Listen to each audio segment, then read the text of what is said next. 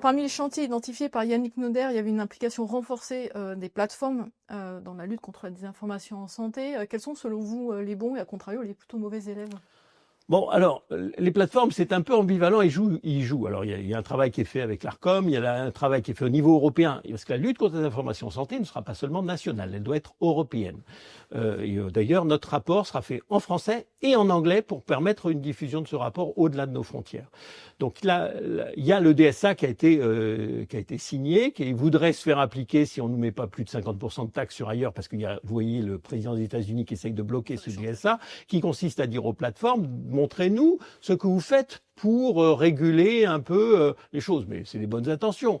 Faut arrêter. Ces plateformes se revendiquent étant hébergeurs et pas éditorialistes. Mais ce sont de fait des médias sur lesquels les gens s'informent préférentiellement, d'ailleurs quittent les médias traditionnels.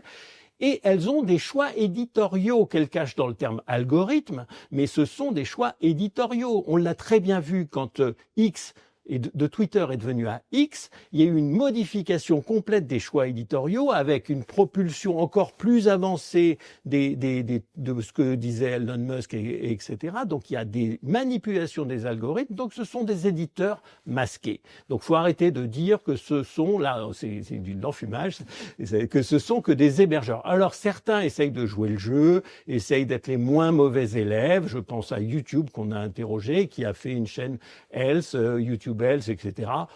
C'est bien, mais peut mieux faire. Il y en a qui sont de très mauvais élèves. X, pour ne pas les citer, on leur a demandé, ils nous ont répondu carrément qu'ils ne voulaient pas nous répondre, puisqu'ils n'ont pas trouvé ne serait-ce qu'une heure disponible dans les centaines de plages horaires qu'on mettait. Jusqu'au mois de novembre, ils ne veulent pas nous parler. Meta, on les a relancés, on espère avoir une réponse, je crains que ne pas en avoir. Et à ma grande surprise, TikTok, on va les rencontrer incessamment. Donc, ils ne jouent pas le jeu. Et il faut réellement se poser la question, est-ce que le DSA est suffisant? Alors, il a l'avantage d'être quelque chose, mais c'est pas sûr qu'il soit en application. Et il y a peut-être un moment, il va se poser la question de pollueur-payeur. C'était le cas un petit peu quand ils finançaient les fact-checkers, parce qu'ils ont accepté de financer les fact-checkers, mais ces financements sont en train de partir.